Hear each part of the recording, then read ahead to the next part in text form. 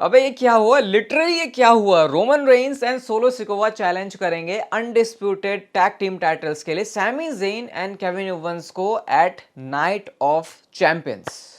Okay, hello chatters, my name is Rohit and you are watching wrestle chatter. तो इस video में guys हम लोग बात करने वाले हैं आज ये स्मैकडाउन के शो के बारे में, जो कि किसी प्रीमियम लाइव इवेंट से कम की फील नहीं दे रहा था। सबसे पहले हमको जो शो की स्टार्टिंग है वो देखने को मिलती है उसी मैच जिसको सब कह रहे हैं WWE 2K23 का मैच है, क्योंकि रियल में तो ऐसा मैच हो नहीं सकता। Edge versus AJ Styles versus Rey Mysterio के बीच में ये पहला राउंड था, आपको पता है। इस मैच को जीत के आगे फिर सुपरस्टार एडवांस करता। इस मैच में जो रेसलिंग है वो ऑब्वियसली बहुत ज्यादा अच्छी थी, जिसमें सीक्वेंसेस है वो काफी अच्छे थे। मैच के शुरुआत में तो रे मिस्टेरियो को फ्लैट ऑन द मैट जिस तरीके से रखा हुआ था, मतलब कोई भी आके उनको बजा के चले जा रहा, बिल्कुल चिपके हुए हैं रे मिस्टेरियो रिंग से। इवन हमने यहाँ पर एज की तरफ से डबल स्पीयर भी देखा, वो जो उन्होंने एप्रिन के पास से लगाया हुआ था, और एक्चुअल में वो डबल स्पीयर जैसा लग रहा था। ऐसा नहीं था कि वो एप्रिन वाला सिर्फ स्पीयर है, क्योंकि जिस तरीके से दोनों गिरे थे एजे स्टाइल्स और रे मिस्टेरियो नीचे रिंग साइड पे, वो भी बहुत अच्छा लग रहा था। हमने रे मिस्टेरियो को इस मैच में ये करते हुए ज्यादा नहीं देखा कि वो मैच को जीतना चाह रहे हैं, बल्कि ये करते हुए देखा कि 619 तो एटलीस्ट उनका लग जाए, क्योंकि जब जब वो उसको करने जा रहे थे तो वो कहीं ना कहीं इंटरप्ट होता था। इवन एक बार तो वो 619 लगाने जा रहे होते हैं दोनों के ऊपर डबल 619, लेकिन पता नहीं एज और एजे इतनी जल्दी कैसे मुड़े कि उन्होंने डबल ड्रॉप किक में उसको कन्वर्ट कर दिया। फिर हमने यहाँ पे देखा टॉप रोप वाला मूव, तीनों सुपरस्टार्स का, 3 सुपरस्टार कंपीट कर रहे हैं, काफी अच्छे हैं रिंग में परफॉर्मर। तो ऐसा तो हो नहीं सकता कि ये 3 वे वाले मूव ना करें, तो उसका भी action even this is awesome की चैंट भी आप लोग इस मैच में सुन सकते थे। रे मिस्टीरियो का मुझे एंड में लगा कि कुछ बहुत सा हुआ, क्योंकि टॉप रोप से वो कूदते हैं, लेकिन वो मुझे समझ नहीं आया कि एज को कैसे लगी या रे मिस्टीरियो को कैसे लगी। इवन इस मैच में सबमिशन होल्ड में भी एज ने जब फंसाया तो सबसे पहले मिस्टीरियो को, तो मिस्टीरियो तो टैप आउट करते नहीं है, तब तक एजे स्टाइल्स आ जाते हैं। एजे स्टाइल्स के ऊपर भी सबमिशन होल्ड में फंसा, लेकिन तब जाके फाइनल रे मिस्टीरियो ने एज के ऊपर 619 लगा दिया था। और एंड में हम लोगों ने देखा कि एजे स्टाइल्स का फिनोमिनल फोरआर्म आता है और उन्होंने एज को पिन करके इस मैच में विक्ट्री ले ली है और आगे एडवांस कर लिया है। अब बहुत सारी जो होप्स थी कि यार एज को जाना चाहिए आगे वर्ल्ड हेवीवेट चैंपियनशिप के लिए, शायद वो सपना यहीं पर टूट गया। लेकिन अभी एजे स्टाइल्स के लिए जंग बाकी है, क्योंकि अभी एक और ट्रिपल थ्रेट मैच हुआ नेक्स्ट ही था जो कि शो पर, Austin theory versus Bobby Lashley versus Sheamus के बीच में। इस मैच की स्टार्टिंग में शेमस एंड बॉबी लैशली काफी अच्छी जो गेम प्लान है उसके साथ आए थे कि ऑस्टिन थ्योरी बंदा बहुत ज्यादा उछलता है, जरा इसको ही पहले ठिकाने लगाते हैं। शेमस की तरफ से हम लोगों ने 10 बीट्स ऑफ बोर्ड रन भी देखा, जो कि काफी अलग तरीके से होता है। पहले बॉबी लैशली को लगा रहा था, लेकिन पता नहीं कहां से ऑस्टिन थ्योरी आ गई, भैया मैं आता हूं इस स्पॉट पे, मुझे बजा। उसके बाद उन्होंने ऑस्टिन थ्योरी के ऊपर वो लगा। जब वो ऐसा अपने 10 बीट्स बजा रहे होते शेमस, तो क्राउड भी जो रिस्पॉन्स है वो काफी अच्छा कर रहा था। बॉबी लैशली का जो 1 हैंडेड स्पाइन बस्टर है, वो तो जिस ऊंचाइयों पे जाके पटकते हैं वो हमेशा ही कमाल लगता है। ऑस्टिन थ्योरी को उन्होंने पटका। हमने इवन ये भी देखा कि बॉबी लैशली के हेड से यहाँ पे खून भी निकल रहा था, और वो काफी ज्यादा निकल रहा था, मतलब वो बहुत ज्यादा विजिबल था। ऐसा बिल्कुल है ना, माथे पर उनके निकल के आ रहा था। वो एंड का सीक्वेंस ही होता है कि बॉबी लैशली ने हर्ट लॉक में फंसाया होता है ऑस्टिन थ्योरी को, लेकिन ब्रो किक मारते हैं शेमस, जो कि ऑस्टिन थ्योरी की ही बजती है, और शेमस ने पकड़ा बाहर, नहीं बॉबी लैशली ने शेमस को बाहर किया और उन्होंने पिन कर दिया ऑस्टिन थ्योरी को इस मैच में, और बॉबी लैशली ने एडवांस कर लिया। यानी कि अब जो मैच है शो के मेन इवेंट में वो होगा Bobby Lashley versus AJ styles के बीच में, और जो भी सुपरस्टार इस मैच को जीतेगा वो चैलेंज करेगा सेथ रॉलिंस को। चैलेंज तो क्या करेगा, चैंपियनशिप मैच में कंपीट करेगा against Seth Rollins at Night of Champions for the world heavyweight championship. इसके बाद गाइस हमको शो पर Cameron Grimes versus Baron Corbin का मैच दिखता है। कुछ ज्यादा यहाँ पर बताने के लिए है नहीं, क्योंकि मैच भी काफी छोटा सा था। केविन फिनिशर के साथ में इस मैच में जो विक्ट्री है वो मिल जाती है कैमरन ग्राइम्स को। अब गाइस शो के ऊपर आता है ऐसा सेगमेंट जिसने तकदीर बदल दी है, जज्बात बदल दिए हैं, हालात बदल दिए हैं, सब कुछ बदल दिया है WWE के लैंडस्केप के हिसाब से भी, ब्लड लाइन के हिसाब से भी, and Jimmy and Jey Uso के हिसाब से भी। रोमन रेंस आज जो है काफी टाइम के बाद शो पर वापस आ रहे थे, क्राउड ने उनको काफी अच्छा रिस्पॉन्स भी दिया।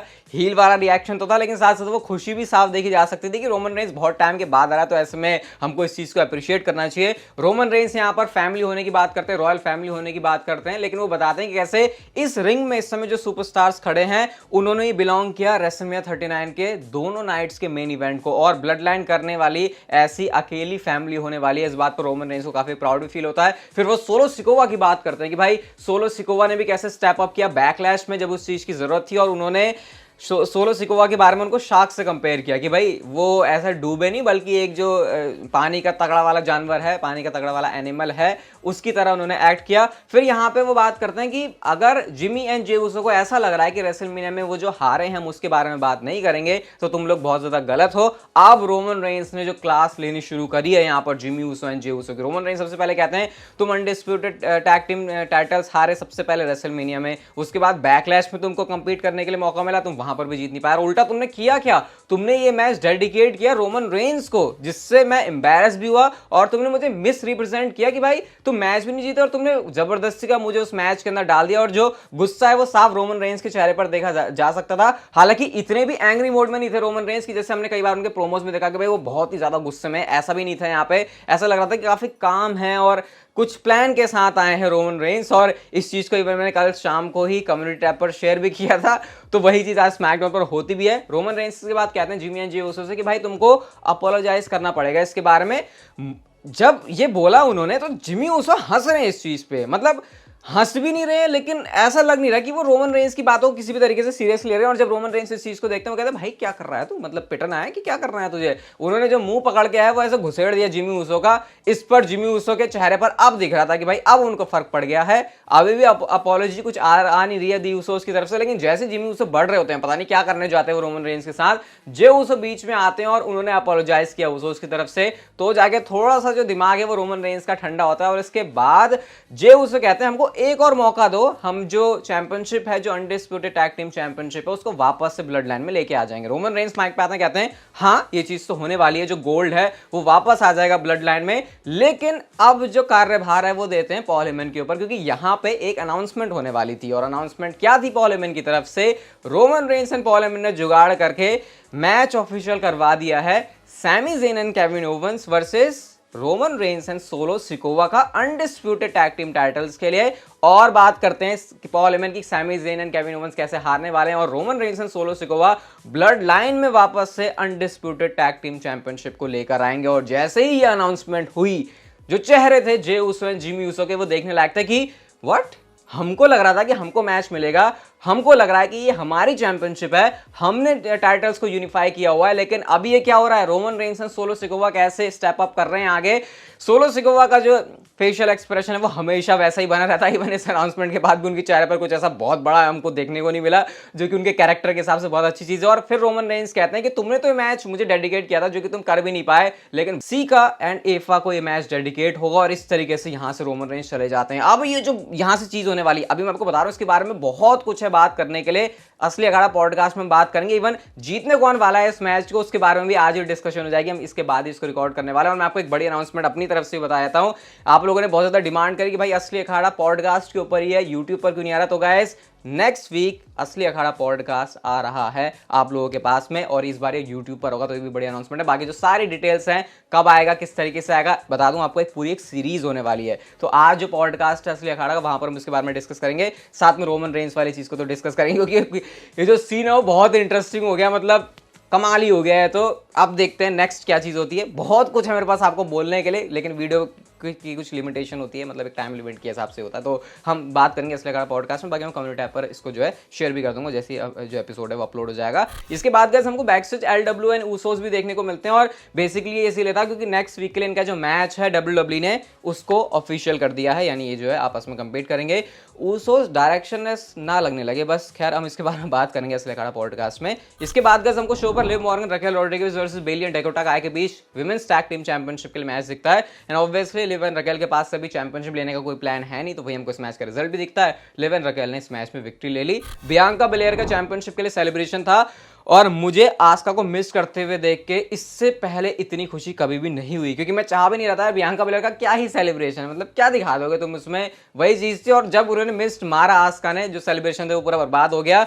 बियांका बेलेयर ऐसे छटपटाई कि बस अब मैं उसको किसी चीज से ऐसे कंपेयर नहीं कर रहा, क्योंकि आ भी नहीं रहा दिमाग में, क्योंकि वो इतनी ज्यादा छटपटाई कि पता नहीं उनको क्या ही हो गया। इवन बैक से भी वो छटपटाने और चिल्लाने में ही थी। अब मुझे नहीं पता कि वो अच्छी एक्टिंग थी या बुरी एक्टिंग थी, क्योंकि एक पॉइंट के बाद सही भी लगने लगी थी वो, लेकिन जो भी है, बियांका बेलेयर के आज जो छक्के हैं वो छुड़ा दिए आस्का ने। और शो के मेन इवेंट में मैच आता है एजे स्टाइल्स वर्सेस बॉबी लैशली के बीच में। और अगर आपने आज पूरा स्मैकडाउन का ये टूर्नामेंट देखा है अच्छे से, तो जैसे रेसल चैटर चैनल पे 2 दिन पहले ऑलरेडी हो चुका है, वही सेम चीज यहाँ पर रिपीट हुई है। नहीं समझ में आ रहा तो डिस्क्रिप्शन में पहला लिंक है, उस वीडियो को जाके देखना। एग्जैक्टली यहाँ पर भी वही चीज होती है। ये मैच थोड़ा सा मुझे स्लॉपी सा लगा, शायद ये भी रीजन था कि AJ Styles and Bobby Lashley क्योंकि ऑलरेडी मैच कंप्लीट कर चुके हैं। बॉबी लैशली इवन इस मैच में भी लीड कर रहे थे, क्योंकि जो भी उनको प्रॉब्लम हुई है वो पूरी सॉल्व तो हुई नहीं हुई, क्योंकि भाई रिकवरी के लिए टाइम चाहिए होता है। स्पीयर हम लोगों ने देखा कैसे वो क्रैश कर जाता है रिंग पोस्ट में।